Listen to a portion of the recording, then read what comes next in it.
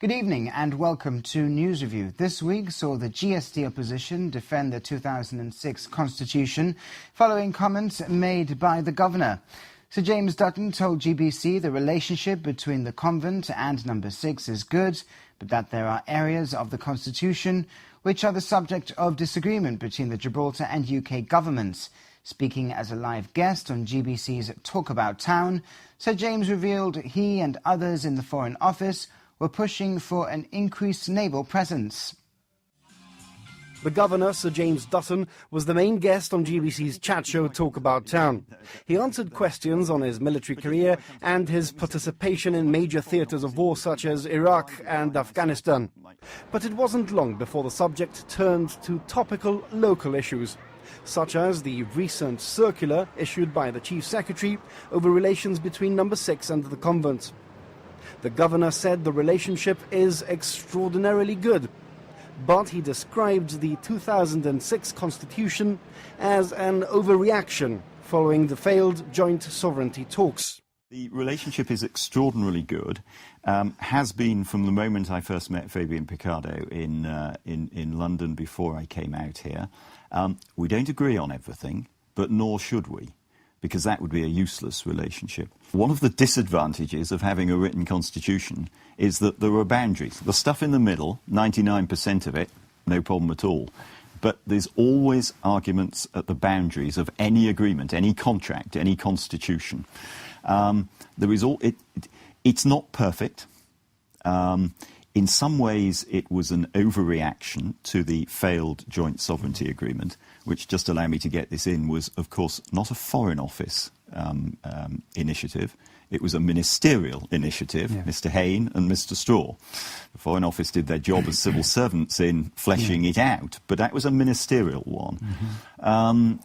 So, there's always going to be scope for disagreement over the precise nature of relative responsibilities between the UK and Gibraltar. But in general terms, we are pretty much in agreement. He also revealed there was a big push for an increased naval presence on the Rock to protect against incursions, and believed it was a good idea. However, he said diplomacy had to be the prevailing mechanism to deal with incursions, and admitted that at the moment the Foreign Office's options were limited, and believed turning to violence was in nobody's interests. If you have a ship of a reasonable size, not a frigate size, but as you say, an offshore patrol boat type size, it can stay at sea for long periods of time and it can launch boats from it, which is not a capability we have at the moment. There is a lot of people would like it. I would be lying if I said one is going to arrive next week, but there is a strong push for it, and I think there's a lot of sympathy, there's a lot of support. Sir James said we should not be frightened of ad hoc talks, as the mechanism provided a double lock assurance for Gibraltar, and there was no chance of bilateral talks between the UK and Spain. What we want is trilateral talks. That's what they agreed to some time ago. They've now walked back from that agreement. So we proposed, the previous Foreign Secretary proposed, and the current one is continuing to push for it, ad hoc talks, multilateral talks. So, we're not going for trilateral, we're not going for quadrilateral, we're certainly not going for bilateral, because we simply cannot, because politically we can't and wouldn't want to. But, you can have 8 round the table if 8 people have a genuine interest in that particular subject. And then for another subject you might have 7, and then another you'll have 5. Meanwhile, the leader of the opposition described the 2006 constitution as one of the most important achievements of the GST government and says there's no turning back. However, he says the appointment of the new Attorney General and any other senior post in the public sector must be made transparently and in accordance with the provisions in the new constitution. Jonathan Sacramento asked Daniel Feetham what he thought about the governor's words on the Talk About Town programme when he said the 2006 constitution was an overreaction to the failed joint sovereignty deal. Well, I think they're wrong. The new constitution was not an overreaction to the joint sovereignty talks. I mean, you've got to bear in mind that in fact the process for constitutional reform started in 1999, years before the joint sovereignty declaration by Jack Straw. It was a response to a request by the then Foreign Secretary, Robin Cook, who invited proposals for reform from all the overseas territories, and as a consequence of that, there was then a select committee that was created, which came up with constitutional reform proposals. So as a matter of historical fact, it's wrong. I also think that, of course, any attempt, I mean, if it's intended as a signal that perhaps the Foreign Office are not happy with the amount of power that's been given to Gibraltar in the new constitution, well, I'm sorry, tough. The reality is that the new constitution creates the maximum level of self-government, short of independence and compatible with British sovereignty. We've been saying that beyond the new constitution, all there is independence. I mean, that's why we set great store by the new constitution. That's why we believe that, in fact, it's one of the greatest achievements of the GSD administration, as indeed others that also participated in the constitutional reform process, both as part of the Gibraltar delegation and also in the referendum trying to persuade people to vote in favour of the new constitution. Now, do I think that the governor is some kind of Foreign Office stooge as a consequence because of these comments, or is it reflective of that? I don't think so. I mean, I have had a number of meetings with the governor, as indeed the chief minister has. I've always found it to be an independent person, a very fair-minded person, and a person who is capable of standing up to the Foreign Office, as indeed he's capable of expressing differences of opinion, not only to the opinion that I may express, but also perhaps the opinions of the chief minister. I think, look, only history will tell, the future will tell, but I think he's going to be a very good governor for Gibraltar. Former Chief Minister Sir Peter Caruana said he couldn't agree with the governor that the 2006 constitution was an overreaction to the failed joint sovereignty talks.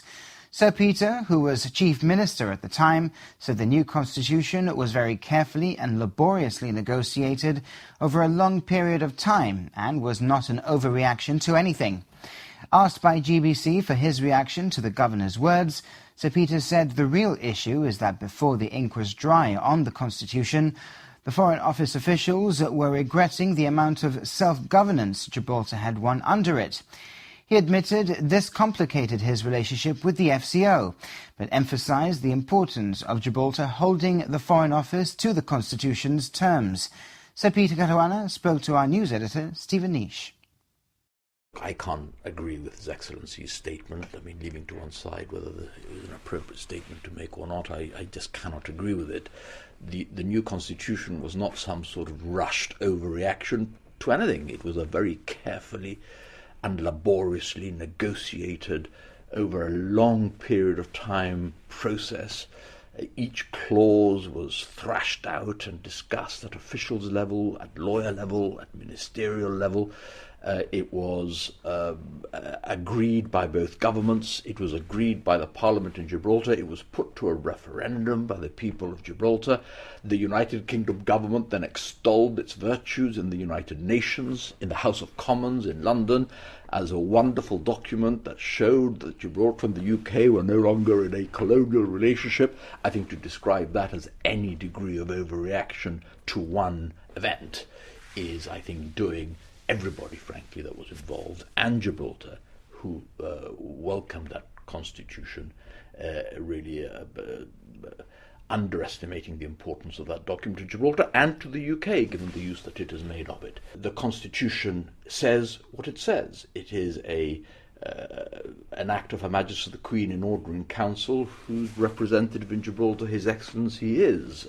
So it's not appropriately described as an overreaction by him in that respect. The important thing is not what His Excellency has said about it. I'm sure that what he says in the heat of an interview is not something that we should hold him to personally or as an office holder. That is my view of it. But I think not too much should be made of the fact that he said it, inappropriate as I think it was. The important thing is the issue of substance, which is that I have no doubt that before the ink was dry on the new constitution, Foreign Office officials were regretting the amount of self-governance that Gibraltar had won under it. And I have no doubt that His Excellency may be right when he suggests that officials thought that it was sort of a gift too far by ministers. That, I'm sure, is the view of officials, and always were. And indeed, my own relationship with the Foreign Office began to deteriorate? Well, yes. No, I want to say deteriorate. It began to get complicated, precisely when they started trying to push back almost immediately. And former Deputy Chief Minister Keith Asobardi, who sat on the Constitutional Committee for 8 years between 1998 and 2006, described the governor's comments on the 2006 Constitution as ill-advised and inappropriate.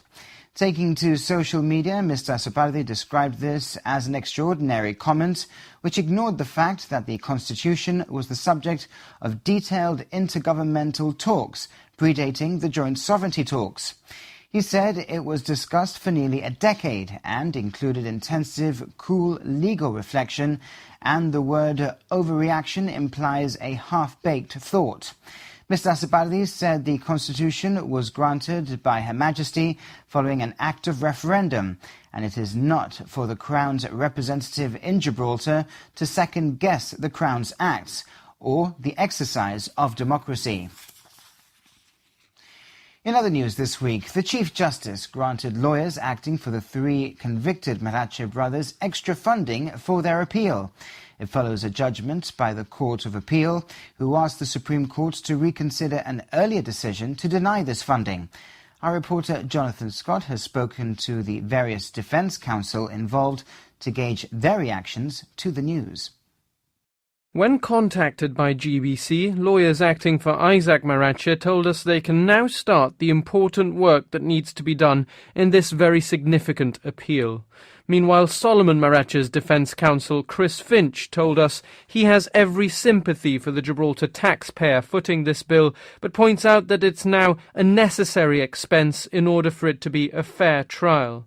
For his part, Charles Gomez, who leads Benjamin Marache's defence team, is not just appealing the decision by High Court Judge Sir Geoffrey Grigson to convict Benjamin Marache, he's also appealing Mr Justice Dudley's dismissal of a constitutional challenge which claimed Sir Geoffrey was older than the Constitution allows when appointed.